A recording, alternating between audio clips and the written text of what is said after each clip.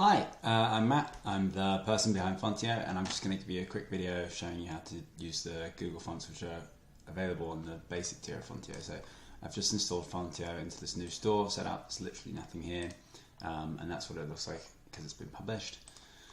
And so I want to add some tags. I'm going to go H1, Google font, let's do something kind of ugly so you can see what's going on. Preview, so you can see that's what your H1 is going to look like.